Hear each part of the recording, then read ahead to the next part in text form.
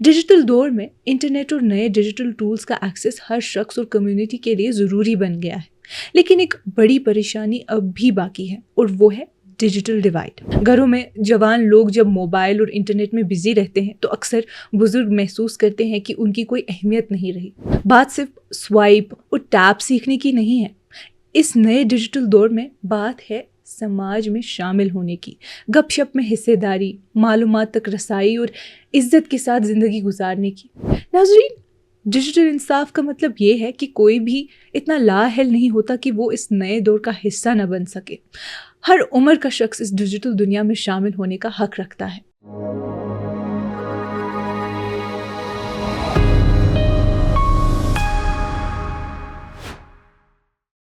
یہ کشمیر رپورٹ ہے۔ آپ سب ناظرین کا خوش آمدید۔ میں ہوں آپ کی میزبان امائمہ ریشی۔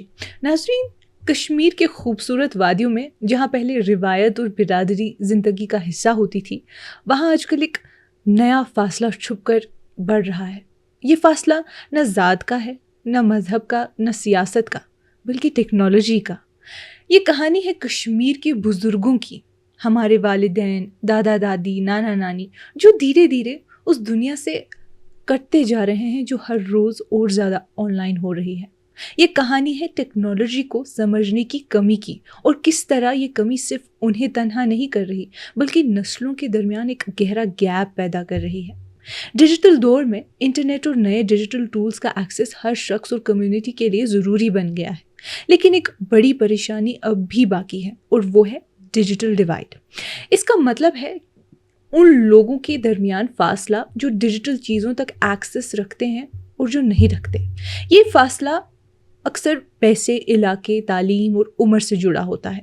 پسماندہ علاقوں کے لوگ اور کم آمدنی والے اکثر نہ تو فاسٹ انٹرنیٹ رکھتے ہیں، نہ فونز یا لیپ ٹاپس، جس وجہ سے وہ اس نئی ڈیجیٹل دنیا میں پیچھے رہ جاتے ہیں۔ اوپر سے اگر کسی کو ڈیجیٹل چیزوں کا استعمال کرنا نہیں آتا تو یہ مسئلہ اور بڑھ جاتا ہے۔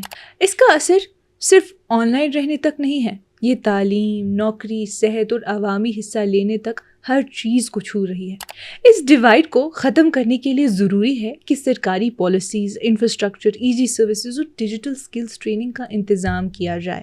یہ صرف ایکسیس کا مسئلہ نہیں بلکہ برابری اور بہتری کا ایک ضروری قدم ہے۔ سماجی سوچ بھی بزرگوں کے تنہا ہونے میں ایک اہم کردار ادا کرتی ہے۔ گھروں میں جوان لوگ جب موبائل اور انٹرنیٹ میں بزی رہتے ہیں تو اکثر بزرگ محسوس کرتے ہیں کہ ان کی کوئی اہمیت نہیں رہی۔ نئی ٹیکنالوجی اور تیز ترقی کے دور میں ہم نے بزرگوں کے مسائل پر دھیان دینا چھوڑ دیا ہے، جس کی وجہ سے وہ اور زیادہ تنہا اور الگ محسوس کرتے ہیں۔ یہ تنہائی صرف جذباتی نہیں بلکہ ان کی صحت پر بھی اثر ڈالتی ہے۔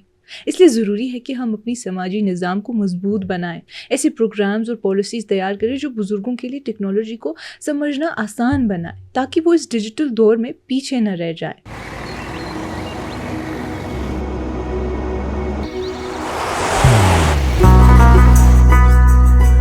محبت وہی جو دل سے ہو، عبادت وہی جو دل سے ہو، دعا وہی جو دل سے نکل آئے، بات وہی جو دل سے کہی جائے، دوست وہی پکا جو دل سے ساتھ نبھائے، رشتہ وہی بے جوڑ جو دل سے جوڑا جائے۔ دل سے ہی تو ہوتے ہیں ارادے چٹان سے، دل سے ہی تو بنتے ہیں گھر خالی مکان سے۔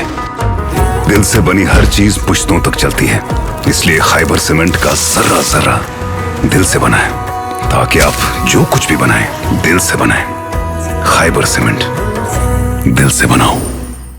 آج کل ہر کام ڈیجیٹل ہو گیا ہے۔ علاج، بینکنگ، سبسڈی لینا، فیملی سے رابطہ، ہر چیز کے لیے فون چلانا اور انٹرنیٹ چلانا آنا چاہیے۔ Aadhaar, on line doctor consultation اور واٹس ایپ پر رشتہ داروں کے گروپس، سب کچھ ڈیجیٹل بن گیا ہے۔ لیکن کشمیر کے کئی بزرگوں کے لیے یہ سب کچھ سمجھنا آسان نہیں رہا۔ بارہمولہ کے ایک بزرگ شخص نے اس متعلق ہمیں بتایا کہ فون تو ہے لیکن مجھے چلانا نہیں آتا۔ کسی کا نمبر ملانا ہو تو بچے ہی مدد کرتے ہیں۔